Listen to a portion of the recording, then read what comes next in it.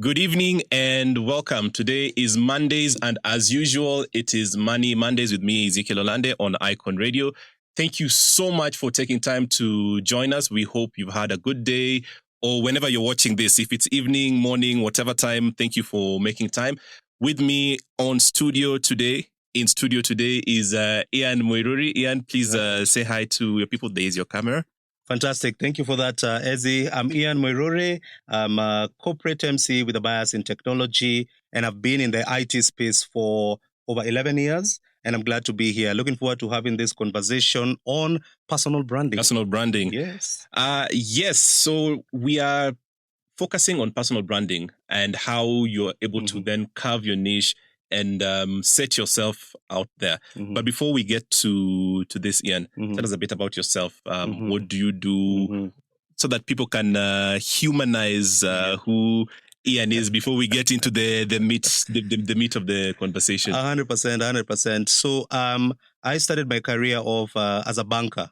Quite interesting. That was in 2010. I started off in banking, and I gradually now moved from banking, went and worked for a company called Internet Solutions, which is an ISP. Yeah. So that was my first entrance into tech. Okay. You know, I was totally green. The one thing that I had in focus was that since I'm in sales, you know, it is just a different product, but the same clients. Right. So I went with that kind of drive.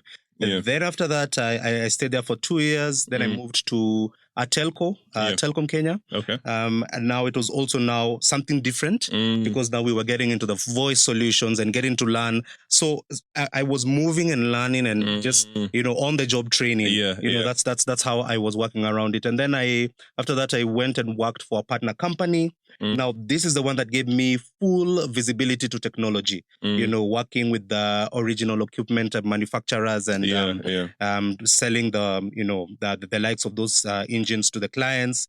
And then I went and worked for a software company called Adapt IT, KSO Division. Okay. So we were focusing on a financial reporting platform. And I was there up to mid last year. Okay. Yeah, mid last year, I decided just to take a break. I have never taken a career break, but I just decided, let me just take a break and focus on this emceeing, focus on, you know, how I can be able now to build that brand and take it forward to the corporates. Yeah. So in a nutshell, that is who I am. I've hosted quite a number of events, and I know that we're going to get into that. So yeah, that's the journey. That's the journey. Good stuff, Ian. And outside of the corporate emceeing and the tech solution provisions, what do you like to do for fun? How do you let your hair down? The declutter. Pun intended. Yes, the declutter. So for me, I love just working out in the gym. Okay. Most of the time, definitely my declutter is into the gym, taking up boxing. You know, which is quite intense, but I feel like I can really just go out and remove all the pressures that I have. Over and above that, definitely, if I get any avenues to like mentor young people into you know this career space and for those who want to get into the emceeing space, that really also gives me a lot of joy. You know, given an opportunity to go for hiking, you know, I would do that. So I think for me, my main declutter is something that is more related to the physical aspect of it. You know, for me, that works really, really well. And of course, spending time with family. I am yet to get mine, but the family of origin. Yes, family of origin, exactly. Exactly. So that is what I do for fun. I'm a bit of an out there kind of a person. But I like just having my own time. And that time I try to, as much as possible, you know, just to upskill, learn, read, you know, because there's so many aspects in this emceeing space. So I take a lot of time to just really research my clients, see what they're doing, and I like doing that alone at home. Okay, good stuff. So as we get into it, just even from what you have shared, from the declutter to what you do, you know, to prepare yourself or to gain, should I say, more experience. So who would you say would be your top people when you're thinking about this career? people that you benchmark against, or people that you like to be like in this space? Wow. First of all, on a career perspective, first person that comes to mind is Chris Enanu. Chris Enanu was the one leader that actually introduced me to technology. Yeah, because he was at Orange Telcom. Yes. Actually, he introduced me to internet solutions. He also gave me the opportunity to also join Telcom. So he's been a corporate leader that I've had the privilege of working under. Learned quite a lot from him in terms of leadership, teamwork. Managing clients. The verticals that are there. How you can be able to manage them. So definitely that's one person that I look up to when it comes to that. Nice. To date, to date. When it comes to the MCing aspect, I try as much as possible to follow the one MC called George Ndirango. He's actually a global communicator. On his level, he's moderating panels with the president of Tanzania, the president of Rwanda. He's really leveled up. So that's one top of mind MC when I think of, and I'm like, the kind of exposure that he has, it's quite fantastic. So he's one person that I look up to. Of course, I try as much as possible to follow just Larry Maddow, and just to see how he moves around and the like. Those I'd want to get to that particular level, of having that kind of international exposure. So those are the ones that I'd follow. Notwithstanding, of course, the local MCs who are around, but those are the two people that I look up to, and I'm like, I want to get to that level. They keep me hungry. Good stuff. Yes. So Chris Enanu on the business side, George Ndirangu and Larry Maddow on the MC side. I love it. So today we're here to talk about personal branding, and you have branded yourself very well as a tech MC, and today, if anyone is looking for a tech MC, or if there's a tech event happening, trust me, you will see this face moderating it in one shape or form or another. And it's something that even I admire about Ian. Ian is a personal friend. We've known each other from... We will put a pin on that, because I have gray hair, he doesn't. So when you say you're friends, people might ask, he had the good genes, I died. I'm hiding behind the barber. You're hiding the thing, eh? Yes. So could you tell us, because you have done this, you just told us that you've taken a career break. But you have done this, for some time as you have been working. So I just wanted to know, how has it been from being a full-time ICT expert and also being a tech MC? How has that journey been for you? Right. So the MCing part found me in the workstation. I had never envisioned that I'm going to be an MC. So when I was working for Internet Solutions, one of the things that I joined a team. We'd call ourselves Ministry of Fun. So we were a team that was predominantly tasked with planning the fun activities and also the marketing activities within the organization. So when I joined that, we had a company, Baraza, and we drew up the program, and now we were thinking, so who's going to run this program? And the marketing manager said, Ian, you seem to talk a lot. Why don't we give you an opportunity to, MC this Baraza? I was like, oh, well, okay, let's do it. Let's do it. Let's go for it. And I did it. And when I was doing it, I could see some WhatsApp messages. WhatsApp had just come up, Right. So the WhatsApp messages from my team members were telling me, Ian, you're doing this really, really well. It's natural. It's, there's that feel. And after that Baraza, now I ended up doing the company events. Whenever we had like a client breakfast, that called me in there. Whenever we did the end of year party, I'm emceeing in there. I got to a point that I started asking myself, oh man, I'm not getting any money. You're being paid by exposure. Yes. And I had a fantastic HR manager, Segina Isabella.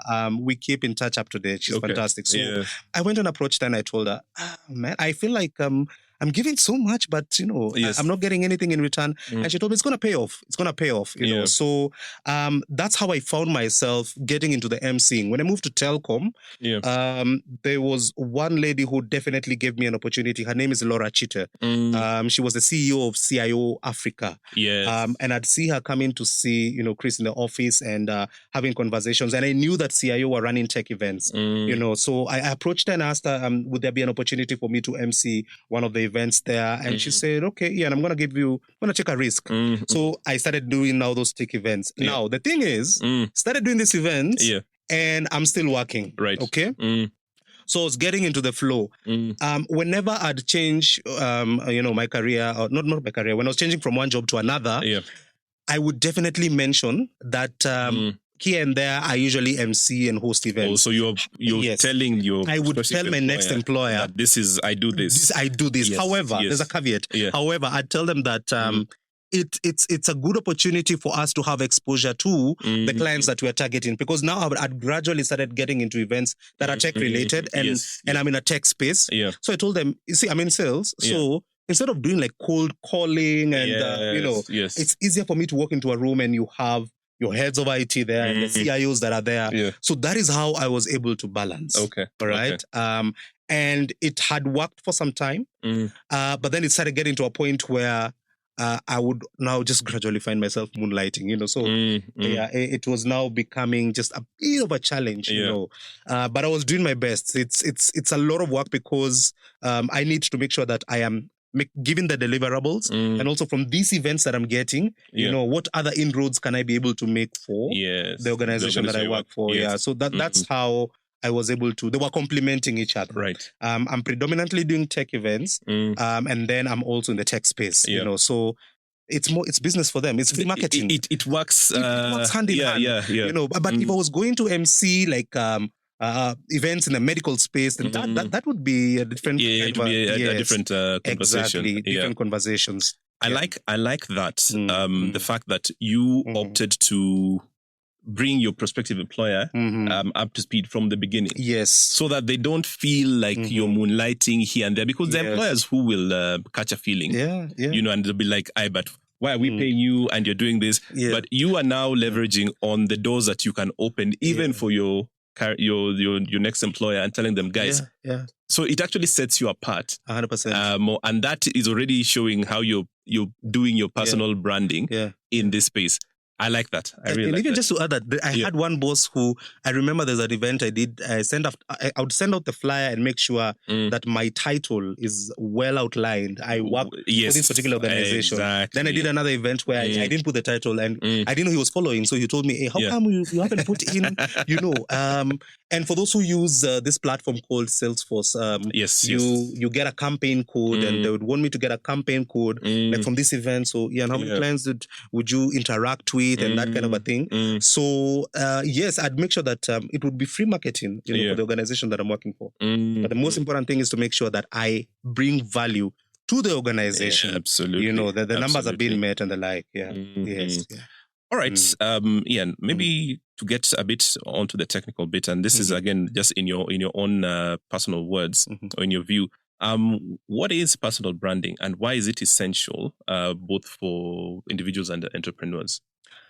I think when it comes to a personal branding is, from me, how I look at it is what comes to mind when people hear your name. Yes.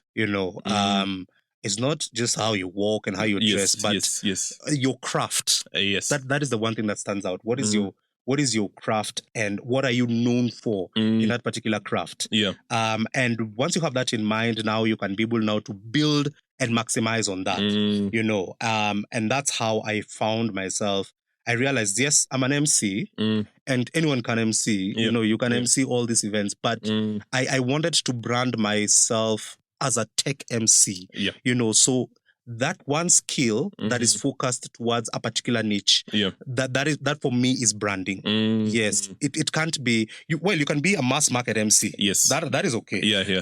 But for me, I feel personal branding is people knowing you for that particular skill that is meeting a particular niche market. Yes. That for me is personal branding. I like how you have brought in your craft and your niche, because I think sometimes that is where we fail. So when you think, like you mentioned earlier, George Ndirangu, you mentioned Chris Enanu, you mentioned Larry Mado. Yes. When you hear these names, you already know exactly what they're associated with. Yes. And that then becomes their personal brand. Of course, they do other things as well. Yes. But I know Chris Enanu because he's a tech leader. I interacted with him in I used to wear an ICT hat once upon a time. You know, so you know who this person is and you know what they're about. Exactly. Yes. And the more you continue to interact and engage with people as you network, then you continue forming that. So probably what you can help us understand, what then would I, like someone who's watching, for the kids at home, what should I consider when I'm trying to figure out what my niche is, as I'm trying to get into personal branding?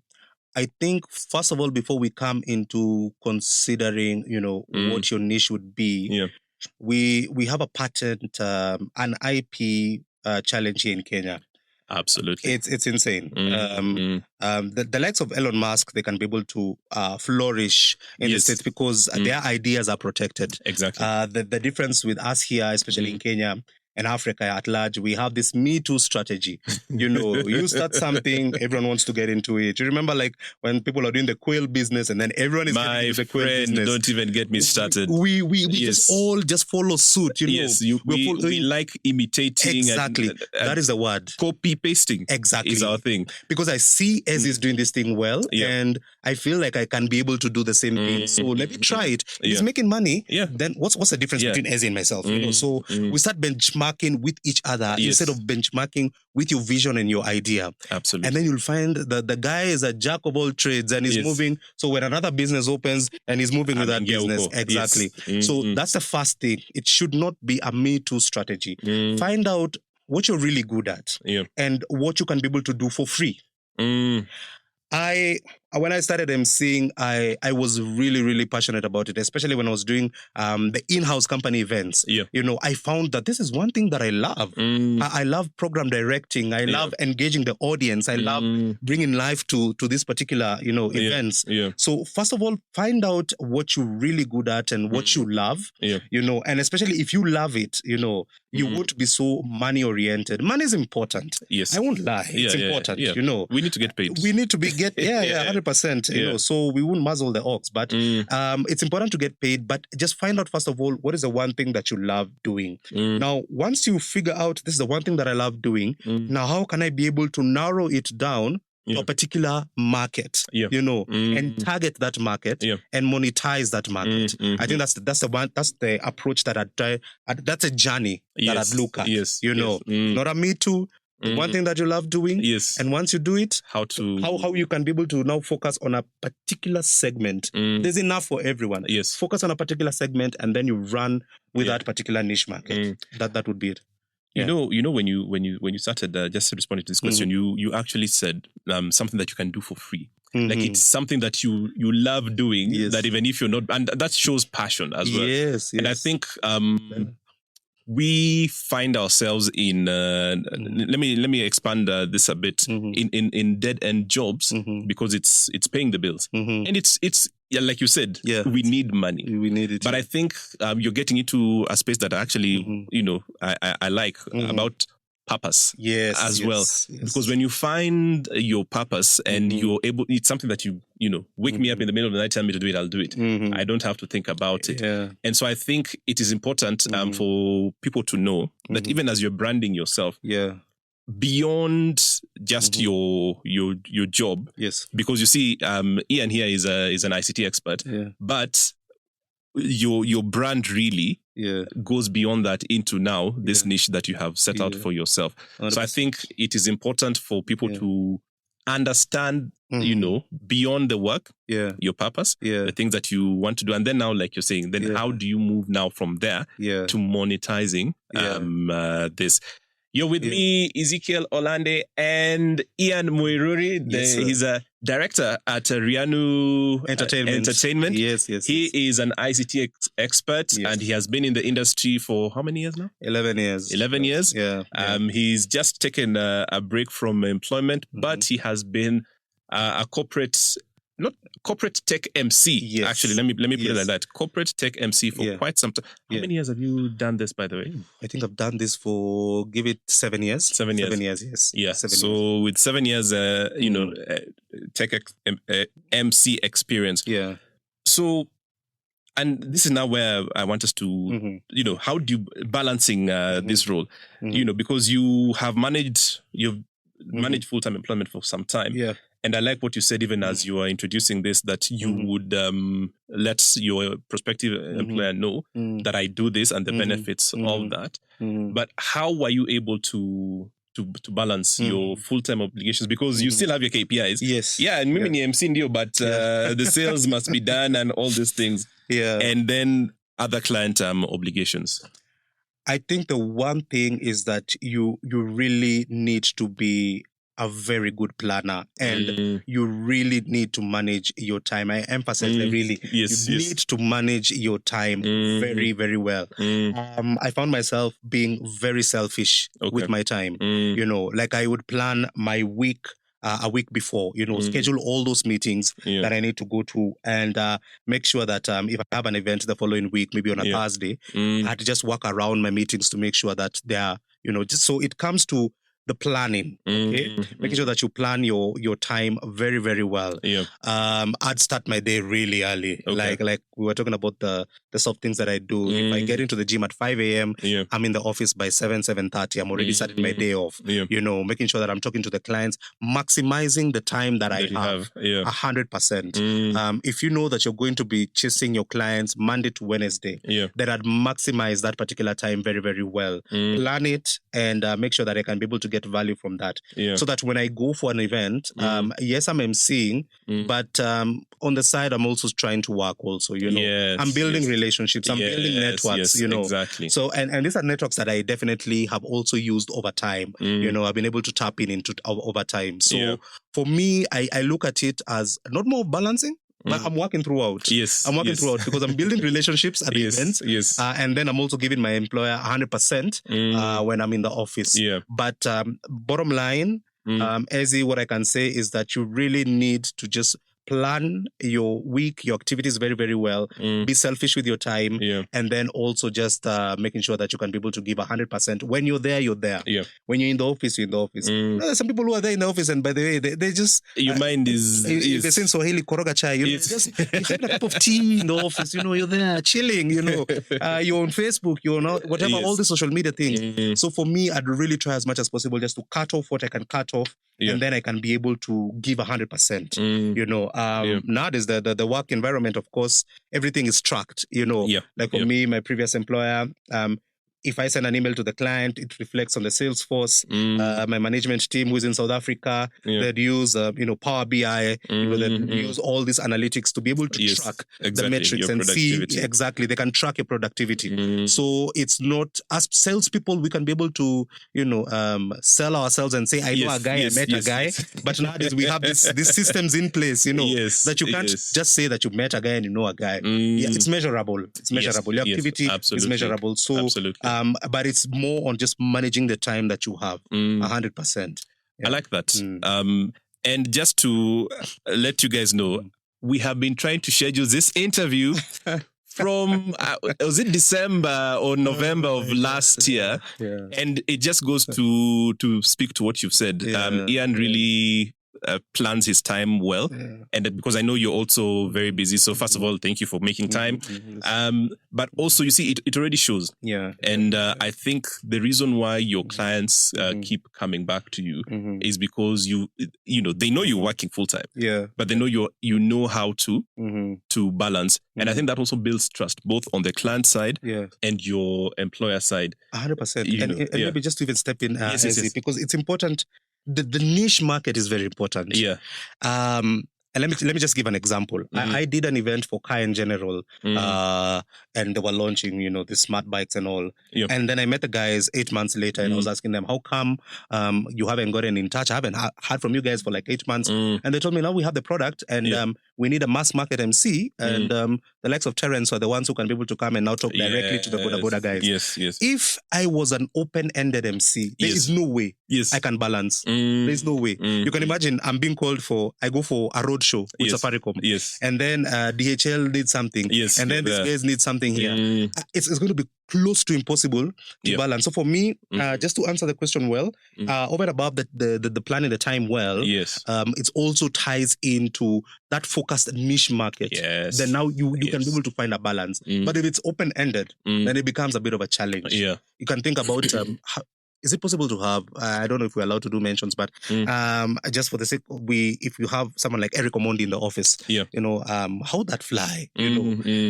His content is more mass market, True. So for me, I think what has also helped me is a niche market, that even complements, the 9 to 5 that I do. Yeah, 100%. And to add on to that, because being an industry player, and finding the niche, they marry very well, because if I'm not a tech person and I'm trying to be in a tech space and having a panel discussion, for instance, or having, you're emceeing or you're doing a product launch, it will be very clear to people very quickly that he's here, but he's not here, because, you being a techie, let me use that word.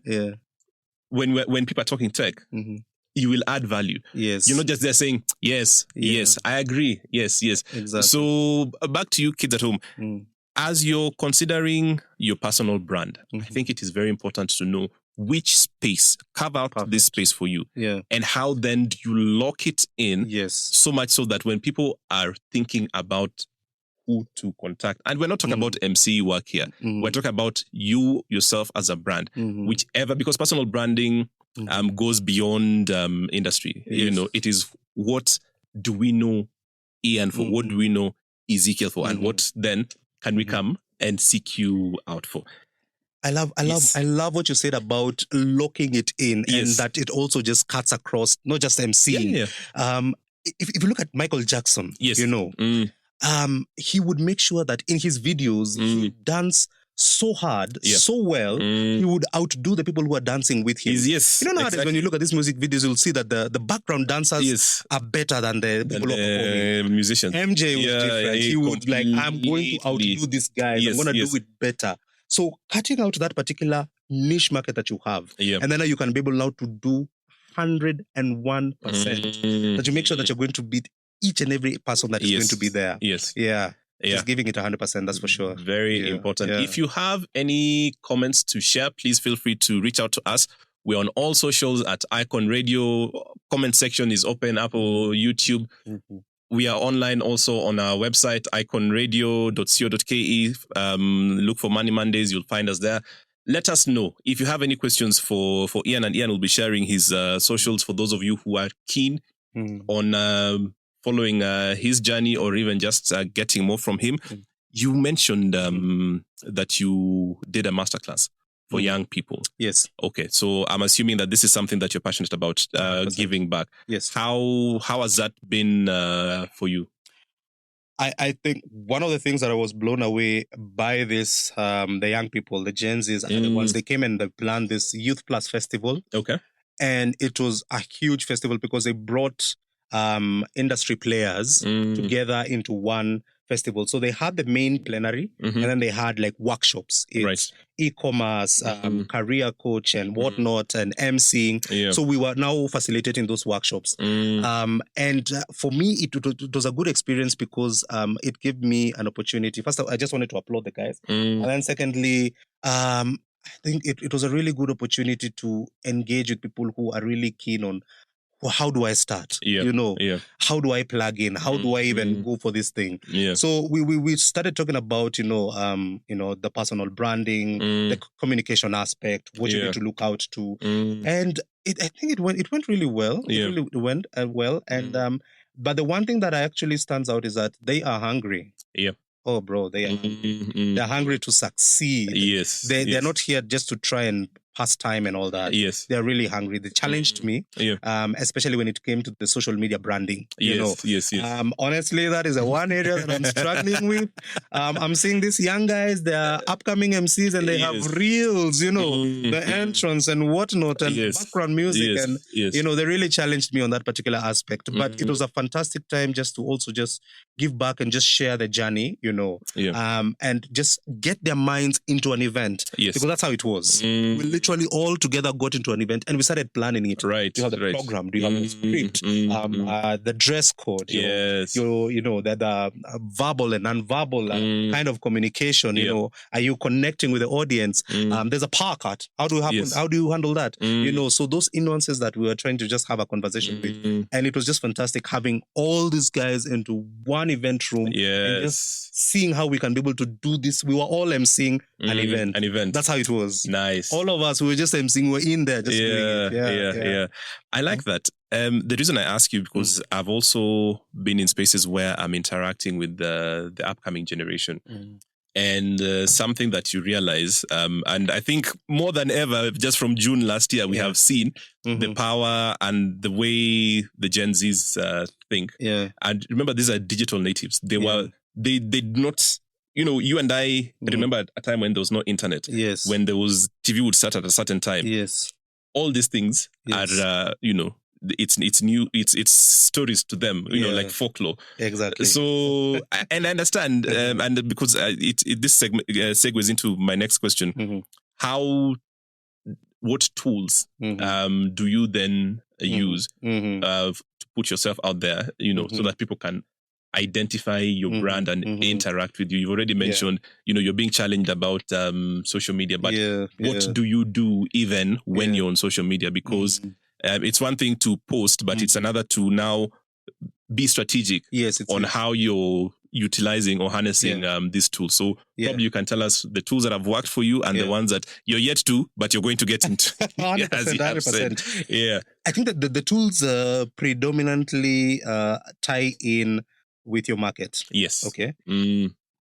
For myself, my market is in LinkedIn. Those are my go-to people. That tech community is consistently on LinkedIn. The marketing executives, the ones who the decision makers who are going to give me these events are there. So that is the one tool that I've heavily maximized. I make sure that whenever I'm going for an event, I'm giving them visibility. This event is about this particular product. This is what we achieved, and then it helps me also create that rapport within that particular platform. So LinkedIn is powerful. For my niche market, it's powerful. I'm being approached by a company where they, it's a tech company, but now they wanted me to host an X Space. And I told them, oh my goodness, Twitter, my followers, I think are like 500. I won't give you the visibility. But if I was more of a mass market kind of craft, those are the tools that are heavily maximized. So notwithstanding, I'm not saying that I shouldn't build on that, but you see that is a weapon for someone who's targeting the mass market. Absolutely. So of course there's LinkedIn, there's Twitter, you're able to use.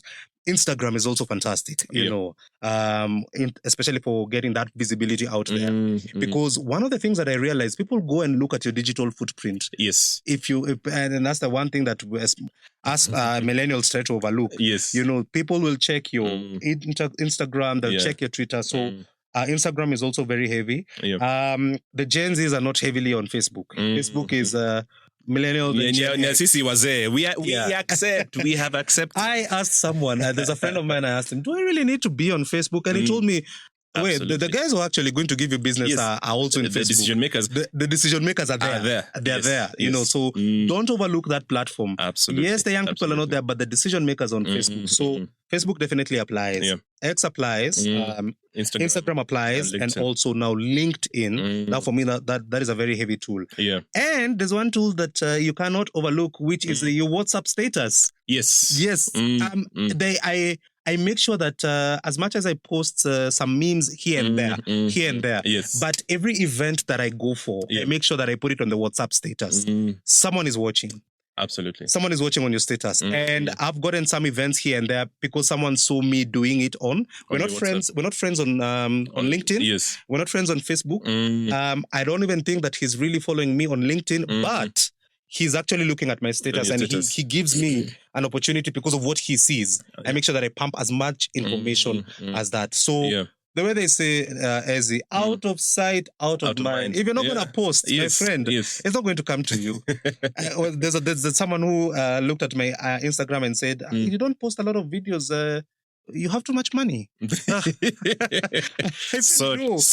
know, that, she's just telling me, just work on this. But all those avenues, you really need to maximize them. Yes, as hard as possible. I like someone is looking at you. Yeah, someone is watching. And just to add on to what Mr. MUIRURI is talking about, on social media, and I like what you've said, because it depends on where the people you're talking to, where they're at. Okay? And you already have your set markets for you. So don't look for a LinkedIn audience on Facebook and vice versa. Speak to people where they are. Speak to them in the language that they understand.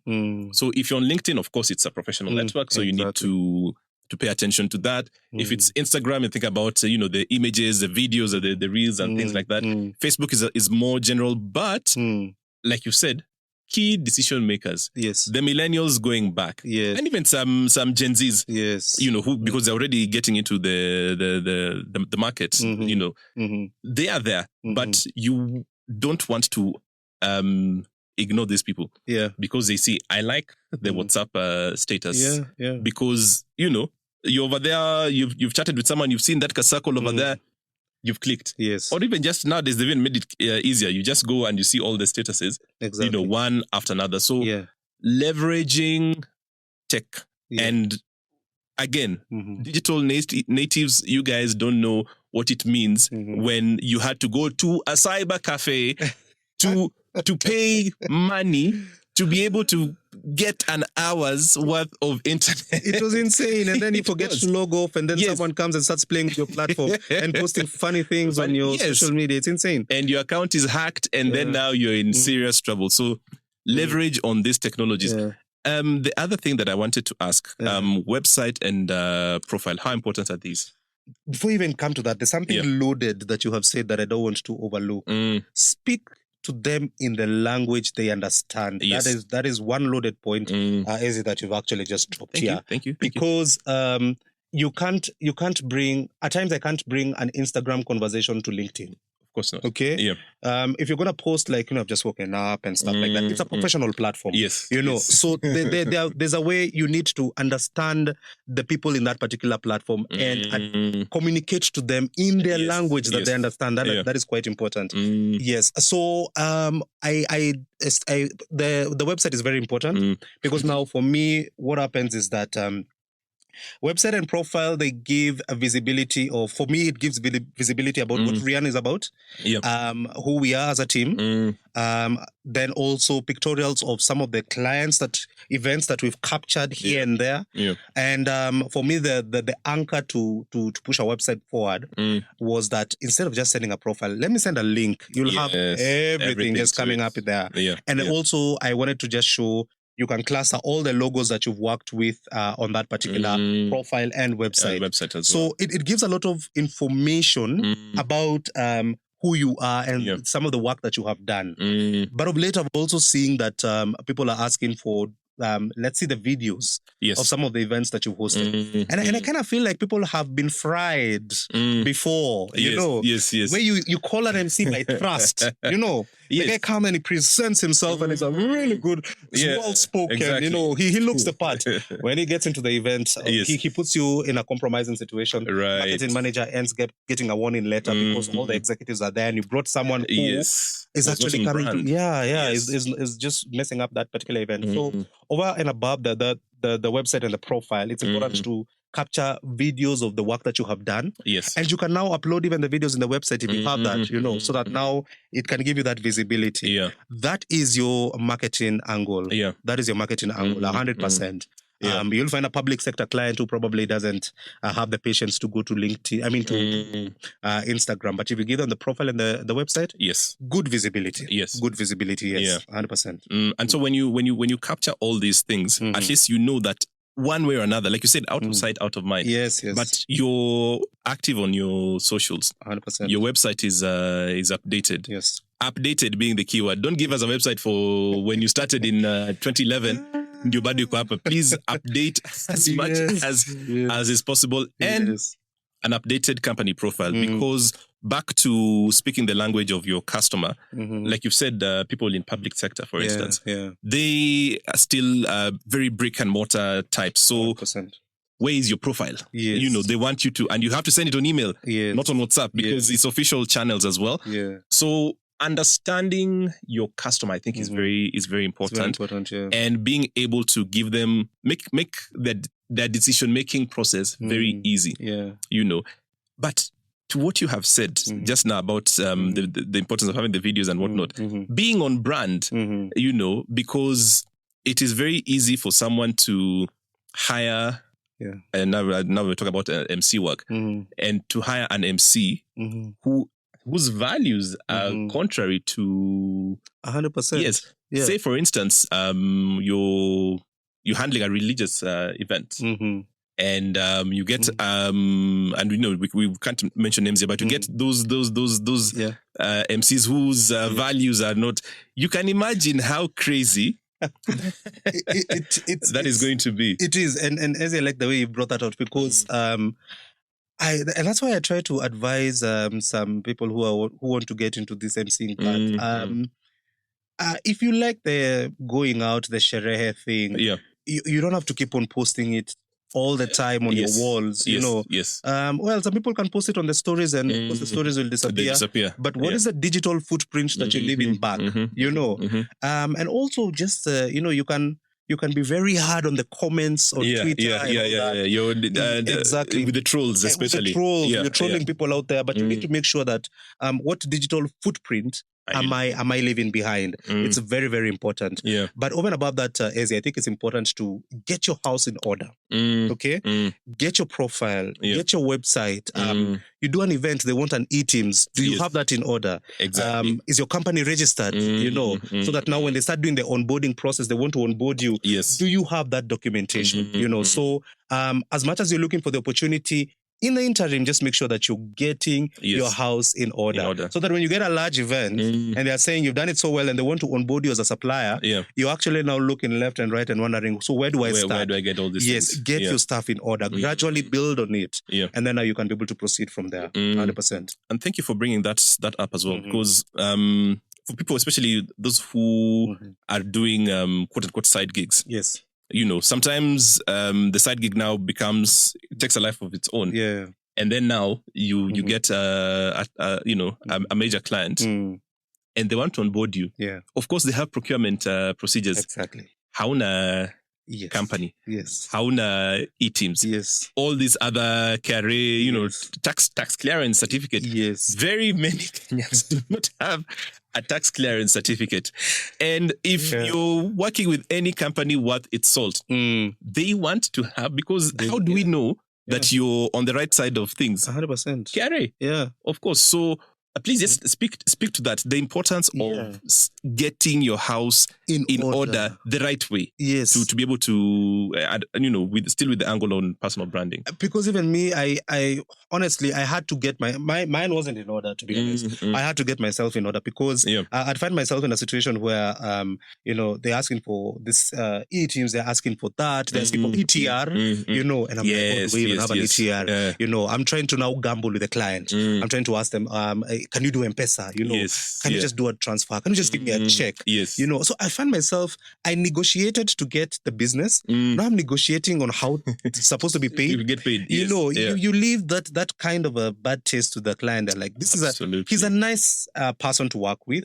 But the way we're working with him is a bit difficult, and that now brings you at a disadvantage. So when we're looking at personal branding, it's not just working on the skill as it is, but it's also now getting your house in order. All those documentations. And if you need assistance, it's good to have a lawyer, a friend. I personally have a personal friend who is a lawyer. You and I know him. So we shout out Madenge. Yes, Nathan Tatua Madenge is a good friend of mine. And I bounce back to him and I tell him, how can we get this in order? Made sure that even Rihanna was also, I made sure that I patented it for 10 years. So if anyone is going to use that name, they will pay me. Exactly. So those are the things that you need to definitely do. Let us not get clouded and drunk in the aspect of, I am perfecting the skill and my personal brand is good, but put your house in order. Yes. And I think as we're talking, in my mind, make sure you have the supporting infrastructure 100% as well to be able to help, get your business going or your brand going. Gosh, we are almost getting to the top of the hour.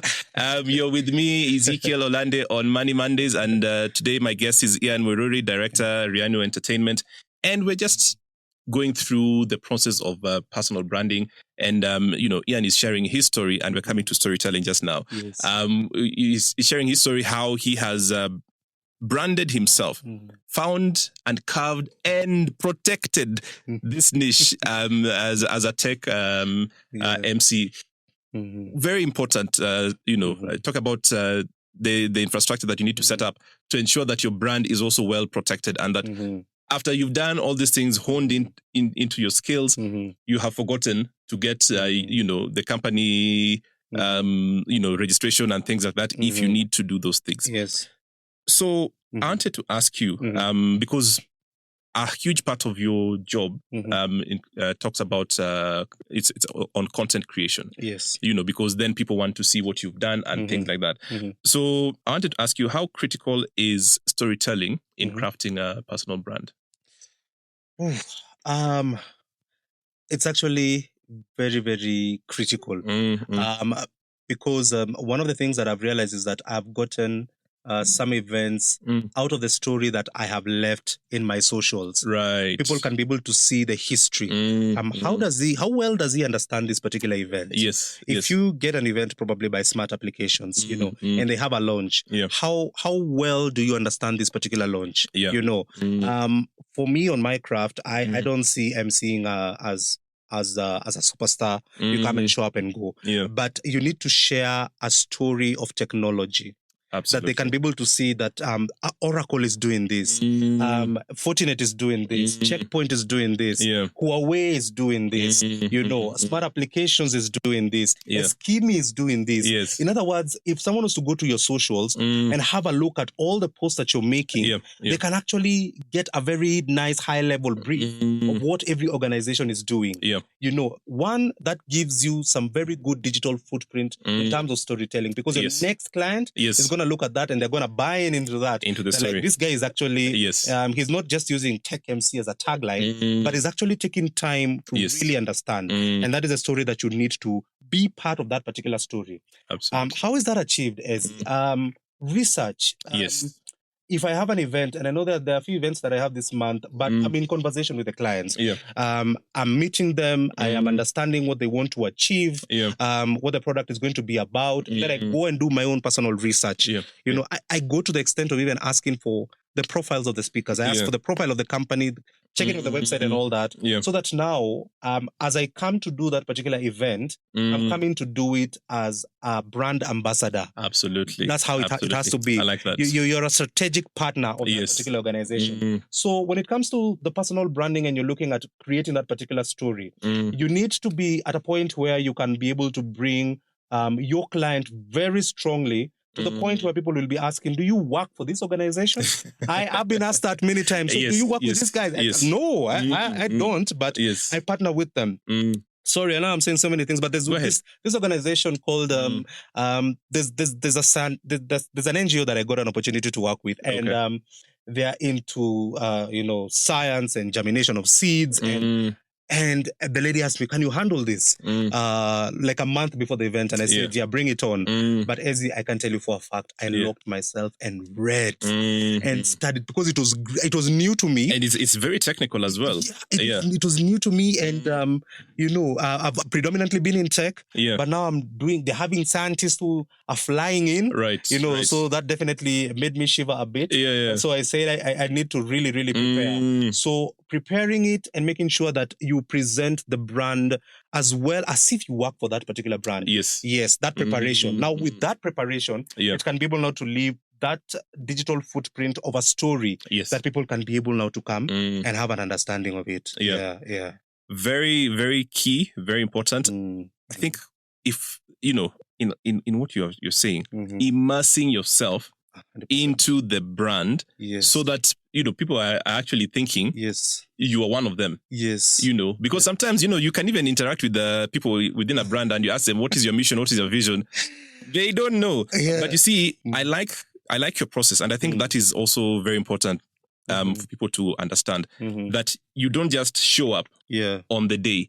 There's all this prep work that you must do. Because number one, it is your brand that you're presenting out there. But number two, you're also a brand ambassador to this organization that you're partnering with. 100%. And the worst thing is for you to show up.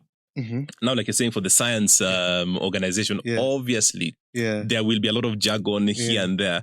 And I'm sure they didn't expect you to know everything, but the fact that you took your time to study so that you understand, so that when someone has made a point, you can comment here, you can tie in, and you can always, you've been to events where someone is talking and you're like, my friend, you know zero about zero. At all. And so you're just picking hapa, unaeka hapa, you're picking here. Those typical. It's totally lost. Me, I just work here. And you're right, as because people need to stop looking at it as vendor-supplier relationship. That is where we lose it. And that is where you're going to lose the client. If there is an industry, and I believe it's not just emceeing, but clients are very less forgiving. That is where we are. And I'll say that again, they're very less forgiving. You have one chance. If you do it wrong, you're out. If you do it right, then that becomes your repeat client. Absolutely. Some of us, especially in the event space, we try to figure out. They usually say it's a bit dry January, February, which is true. But if you have a retainer client, no matter how small the event is, they will call you back. Absolutely. So we need to change this thing of vendor supplier, but also looking at it as now you are a strategic partner for these particular people, and you want to make sure that you keep them as a retainer client. As a retainer client. Exactly. And how do you do that? Is by understanding the business, presenting their brands well, understanding what they do, who even the leaders are. You can go for Safaricom event and then you're brushing shoulders with the C-suite exec, and you don't know who they are. I made sure I go and look at the websites. I know their faces. The keynote speakers, I know who are going to be there. So do your research. And a challenge to, as you say, the kids at home. If you can take 4 hours to edit a TikTok video, definitely you can take an hour to research on that client. Yes. It's a truth bomb, my friend. If you had that mic, you just drop it and it is what it is. It is what it is. I like it. I like it. And word of mouth. Very important. And you've already alluded to it, because how you handle yourself, like you said, clients are very less forgiving. Yes. So if you check in and I know the conversation in a letter to the heat is here. Tuko kwa jikoni today, my friend. How you handle yourself will matter a lot. And tied in with that, the role of networking. How important is it for you, as you're building your personal brand, to network with people? I think that's basically the key thing. Right. It is absolutely key. As I come to networking, one of the things that I can encourage, the people who are listening in and watching us, try as much as possible to keep that good name. Keep a good name. You'll be invited for an event that is going to have a cocktail. If you can refrain, the better. Absolutely. Just make sure that the good name stays the good name, because it's going to carry you a very long way. Now, when you get into, like for my space, if I get into an event, that is a perfect opportunity for you to start building relationships in there. Get as many contacts as possible. Get the leaders, get their numbers, and also reach out to them even after the event. Open that relationship, because it's going to be an easier inroad. Whenever you're going to go to another organization, they will actually be the ones who are going to sell you out. They will sell you in. Sell you in. Sell you in. So, like, I remember there's one organization. I've been taken to a particular organization by one attendee that I just started having a conversation with. And he was like, I don't like the way our events are running. I think Ian, I've seen his work. Ian, come, let me take you to the group head of marketing. I'll make an appointment. And he literally just took me to her office. Look at that. So building that relationship is very, very key. Your strength in growing as a business lies predominantly on the relationships that you have. You cultivate them, you build them, and let them see the value that you're going to bring to them. 100%. It's very key. Yeah. There's actually a saying that your network is your net worth. Yes. And the quality of the network that you have obviously will open doors for you 100%. and open, literally get you the next gig and the next gig and the next gig. It's true. Guys, we're almost we're running out of time. But we're just talking about how you build yourself as a personal brand, because it goes beyond your work. It goes beyond your work title. It's when a name is mentioned, who are you? And Ian, picking from what you've said, you've gone to an event, and this now into reputation management. You've gone into an event. There's an open bar, and you are those people, and like you've said, if it is possible, refrain. Yes. How important is it to guard your reputation? It's absolutely important. Izzy, let me tell you one thing. That is the one thing that you need to guard jealously. If you see a glass of wine, for me, I try as much as possible to make sure that I can refrain. Because I do not want to mess up the good work that I have done.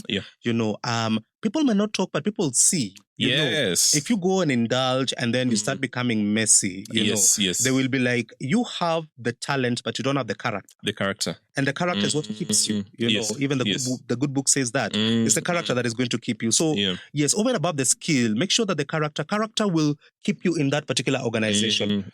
Don't be too familiar with your clients to the point where now you feel like, oh, we have achieved it. Let's unwind. Let's chill and relax. It shouldn't get to that point. Don't be too familiar with your clients. Make sure that you can be able to refrain, focus on just building that good name and also the character in itself. If there's anything that is going to mess up your character, especially even in the way that you communicate, make sure that you can be able to refrain from that. The people who will get an event, if I can give an example, like Safaricom, that is not your opportunity to go and bash Airtel, okay? Exactly, just make sure that you can be as neutral as possible. In your communication, in your just in your verbal communication, make sure that you can be able to be very, very neutral. The political jokes and all that.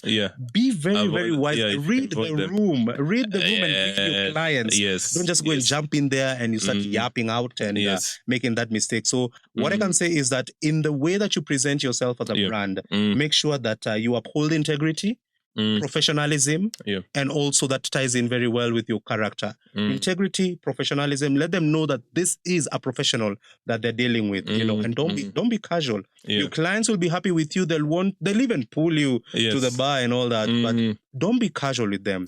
Always remember they're still your clients. 100%. Yes. So integrity. You're not hanging out with friends. Even if your client is your friend, they put on a different hat at that particular point in time. And it is important to know where the boundaries lie. And to what you said, being neutral.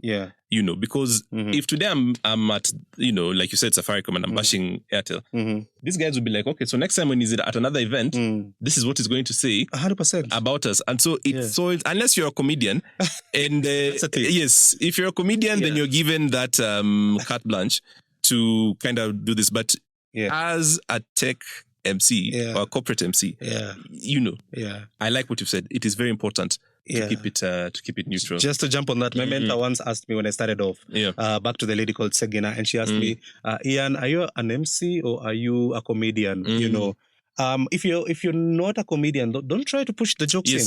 Just know who you are. But like you're saying, as an example, I do events for Fortinet and I also do events for Huawei. When it comes to tech and cybersecurity, they're competitors. But Fortinet will come. I will present the brand very, very well. Absolutely. Huawei will come and call me. I will present their brand very well and very professionally and bring out their value proposition to the delegates that are there, and which is okay. Because now you don't keep it professional. Yes. Keep the main thing the main thing. Absolutely. The main thing the main thing. Yes. Don't get too excited and all that. And mentorship helps, someone that you can be able to bounce back to, and just have a conversation on that. So keep the main thing, man. I like it. As we wind down, now I'm sounding like a charismatic preacher. How many times are we going to wind down? But you have brought in a very good angle, mentorship. Yes. In honing in your personal branding. There's, I think it cannot never be overstated. The importance of having a mentorship. How has that been for you? That actually brought me to where I am now. Laura Chite being a mentor. I would do tech events. And one day, Laura just looked at me and she said, Ian, you're a tech MC. You're a tech. And that just blew up my mind. Yes. Because I was lost in figuring myself out. And I'm doing the things here and there. But her, in her mentorship level, because a mentor is the one person they usually say that can be able to see things seated that you can't see standing. 100%. Absolutely. So for Laura, she was able to see that, and she came and told me, Ian, you are a tech MC. And I looked back to the storytelling that I'm doing, and I realized, by the way, predominantly I'm doing tech events. I am a tech MC. And I decided to run with it, and just bring it out there and blow it out there and make sure that people know me as a tech MC, So that is important. So the mentorship, first of all, it helps you see things that you can't see. And then also it helps you keep in step with a vision, If possible, you can be able to, if you have a very huge event, if you can be able to give visibility to your mentors, to what you're doing. That really helps because they can be able to come and, help you on how to align. So there's the mentorship level on a higher level, someone that you look up to. And then now there is the peer mentorship as well. Exactly. So even me, I have the peer mentorship. They can come and tell me, Ian, this didn't work well. You didn't do this well. You need to tune this here. So be teachable. Yes. Be teachable, learn. And open to that kind of criticism. To the kids at home. Yes. You can be so gifted to the point where you overlook mentorship. And it's important. And when you overlook that, now you feel like you're not teachable. And that's your downfall. That's your downfall. No matter how skilled you are, people would not want to work with you. Just because of that character aspect. So it sobers you up, if I can say that. Mentorship sobers you up. It's important. It does.